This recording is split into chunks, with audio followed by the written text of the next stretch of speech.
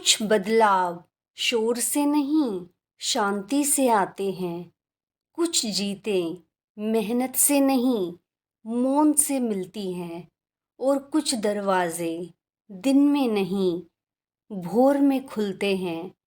आज हम बात करने जा रहे हैं उस समय की जो हजारों सालों से संतों, ऋषियों और आज के वैज्ञानिकों की नज़र में एक चमत्कारी घड़ी मानी गई है, ब्रह्मा मुहूर्त।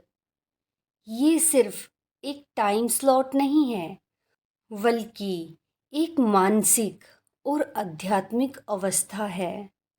ये वह पल है जब मन, शरीर और आत्मा एक रेखा में आते हैं और आप खुद को सबसे ज़्यादा साफ, सबसे ज़्यादा सच के करीब पाते हैं। अब बात करते हैं कि ब्रह्म मुहूर्त है क्या। ब्रह्म मुहूर्त इस शब्द को दो भागों में समझते हैं। ब्रह्मा यानी सृजन, ज्ञान, शुद्ध चेतना। मुहूर्त यानी एक शुभ समय, एक विशेष कालखंड। यानी ब्रह्म मुहूर्त का अर्थ है नई रचना का समय। एक ऐसा समय जब ब्रह्मांड और आत्मा के बीच संवाद आसान होता है। ये समय होता है सूर्योदय से लगभग 1.5 घंटे पहले का, यानी लगभग सुबह 4 बजे से 6 बजे के बीच का। इस समय ना तो दुनिया का शोर होता है, ना ही दिमाग का भारीपन। मन शांत होता है, ऊर्जा संतुलित होती है।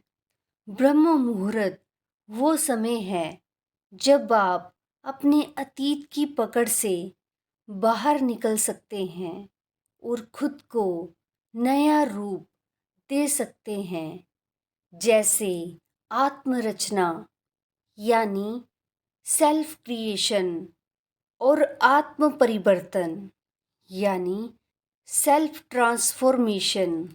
अब समझते हैं कि आयुर्वेद, जो कि भारत की सबसे प्राचीन और वैज्ञानिक चिकित्सा प्रणाली है, वो ब्रह्म मुहूर्त के बारे में क्या कहती है। त्रिदोष सिद्धांत। आयुर्वेद कहता है कि हमारे शरीर में 3 प्रकार की ऊर्जा होती है। बात यानी गति और संचार की ऊर्जा, पित्त यानी पाचन और रूपांतरण की ऊर्जा, तीसरा कफ यानी स्थिरता और पोषण की ऊर्जा। इन तीनों को कहते हैं त्रिदोष। इनका संतुलन ही शारीरिक, मानसिक और आत्मिक स्वास्थ्य का आधार है। अब जानते हैं कि ये दोष कब सक्रिय रहते हैं। बात काल रात 2 बजे से सुबह 6 बजे तक, कफ काल सुबह 6 बजे से 10 बजे तक, पित्त काल रात 10 बजे से 2 बजे तक। तो ब्रह्म मुहूर्त क्यों खास है। ब्रह्म मुहूर्त यानी सूर्य उदय से लगभग 1.5 घंटे पहले। ये समय बात काल का हिस्सा है।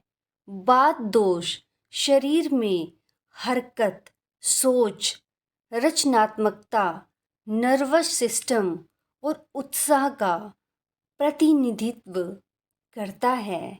इस समय शरीर का डिटॉक्सिफिकेशन प्राकृतिक रूप से होता है। आंतों की गति तेज होती है, जिससे पेट साफ होना आसान होता है। मस्तिष्क में मानसिक स्पष्टता यानी मेंटल क्लैरिटी आती है। मन चिंतन और ध्यान के लिए स्वाभाविक रूप से शांत होता है। यदि आप इस समय उठते हैं तो बात दोष संतुलन में आ जाता है। मन अवसाद, चिंता और भ्रम से मुक्त होता है। आपको दिन भर के लिए फोकस और एनर्जी मिलती है। साथ ही शरीर के बाकी दो दोष, पित्त और कफ भी क्रमशः दिन के अन्य समयों में बेहतर रूप से काम करते हैं। यदि आप सुबह 7 बजे से 8 बजे तक सोते हैं, तब शरीर कफ काल में होता है। ये समय भारीपन, सुस्ती, आलस, निष्क्रियता का होता है। इसलिए देर तक सोने से अक्सर दिन भर थकावट और कंफ्यूजन बनी रहती है। इसलिए त्रिदोष सिद्धांत और ब्रह्म मुहूर्त एक दूसरे से गहराई से जुड़े हुए हैं। ब्रह्म मुहूर्त में उठना सिर्फ एक आध्यात्मिक अनुशासन नहीं है, बल्कि ये शरीर, मन और आत्मा तीनों के दोषों को संतुलन में लाने का आयुर्वेदिक सूत्र है। अब बात करते हैं आधुनिक विज्ञान की। हमारे दिमाग में एक छोटा लेकिन बेहद शक्तिशाली हिस्सा पीनियल ग्रंथि, ये ग्रंथि है मेलाटोनिन, जो नींद और जागने का चक्र यानी स्लीप वेक साइकिल कंट्रोल करता है। रात को मेलाटोनिन बढ़ता है, जिससे नींद आती है और सुबह 4 बजे के आसपास ये घटने लगता है और कोर्टिसोल, एक अलर्टनेस हार्मोन बढ़ता है। इसी समय पर हमारा दिमाग अल्फा वेव्स में होता है, जो ध्यान के लिए सबसे आदर्श स्थिति है। और ये वो समय होता है जब आप अपने दिमाग को रीप्रोग्राम कर सकते हैं। ब्रेन प्लास्टिसिटी सबसे ज़्यादा सुबह ही होती है, यानी नए विचार, आदतें और सोच को अपनाने का ये सबसे असरदार समय होता है। हर इंसान के दिमाग में एक इनर प्रोग्रामिंग होती है। आप जो सोचते हैं, जो मानते हैं, वो सब आपके दिमाग के गहरे हिस्सों में वसा होता है, जिसे कहते हैं सबकॉन्शियस माइंड, यानी अवचेतन मन। सुबह 4 से 6 बजे के बीच ये अवचेतन मन सबसे ज़्यादा खुला होता है। इस समय बोली गई बात, पढ़ा गया शब्द या किया गया ध्यान सीधे अवचेतन मन में उतरता है। इसलिए ब्रह्म मुहूर्त में पॉजिटिव अफर्मेशन यानी सकारात्मक कथन कहें। दूसरा, विजुअलाइजेशन करें, जैसे आप वो बन चुके हैं जो आप चाहते हैं। तीसरा, जर्नलिंग करें, अपने लक्ष्य को लिखें और चुपचाप बैठें, क्योंकि मौन में परिवर्तन का बीज छिपा होता है। अब बात आती है कि ब्रह्म मुहूर्त की आदत कैसे बनाएं। दोस्तों, बहुत से लोग जानना चाहते हैं सुबह 4 बजे कैसे उठें। क्या ये सबके लिए संभव है? तो जवाब है हाँ, बिल्कुल संभव है, लेकिन इसके लिए एक प्रक्रिया अपनानी होगी। आदत धीरे धीरे बनती है और यही तरीका यहाँ भी पहला, रात को जल्दी सोना ही पहली कुंजी है। अगर आप 12 बजे सो रहे हैं तो 4 बजे उठना शरीर पर अत्याचार होगा।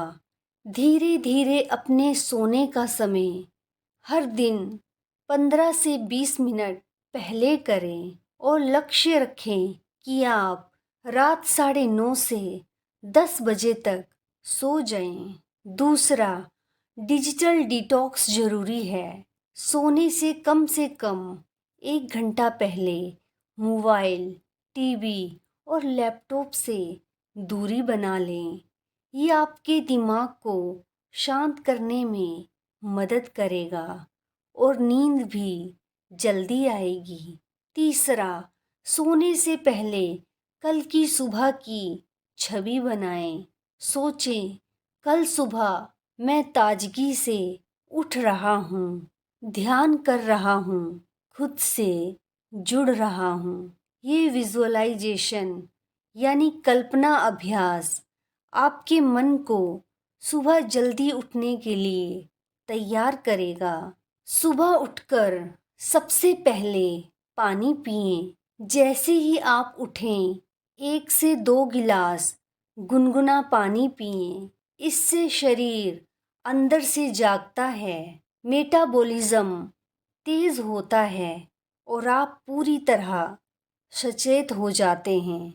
पांचवा, कोई मॉर्निंग रिचुअल तय करें। उठते ही अब क्या करें वाली उलझन ना हो।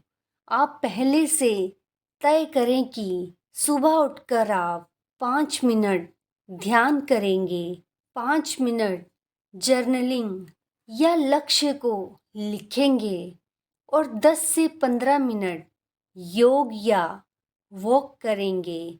क्या करना है तो उठना आसान हो जाता है। ध्यान रखिए, शुरुआत में कठिनाई होगी, लेकिन यही तो बदलाव की कीमत होती है। 3 से 7 दिन लगते हैं शुरुआती असुविधा को पार करने में और 21 दिन लगते हैं एक नई आदत को जड़ से जमाने में। अगर आप 21 दिन तक ब्रह्म मुहूर्त में उठने का अभ्यास कर लें तो 22वें दिन ये सिर्फ एक आदत नहीं बल्कि आपका नया जीवन बन चुका होगा। अगर आप सच में खुद को बदलना चाहते हैं तो दिन नहीं, सुबह को बदलिए। ब्रह्म मुहूर्त आपको अंदर से मजबूत बनाता है, आदतों को बदलता है और आत्मा को ऊंचाई देता है। जब पूरी दुनिया सो रही होती है तब जो जाग रहा होता है वो केवल समय नहीं जीतता, वो खुद को जीत लेता है। ब्रह्म मुहूर्त सिर्फ समय नहीं है, ये एक पुल है आपके वर्तमान और आपके उच्चतम स्वरूप के बीच। इस पुल पर चलिए और देखिए कैसे जीवन बदलता है अंदर से, स्थायी रूप से। अगर आप भी अपने जीवन में ये दिव्य परिवर्तन लाना चाहते हैं तो इस यात्रा में मेरे साथ जुड़े रहिए। तो धन्यवाद दोस्तों, आपका हर दिन मंगलमय हो।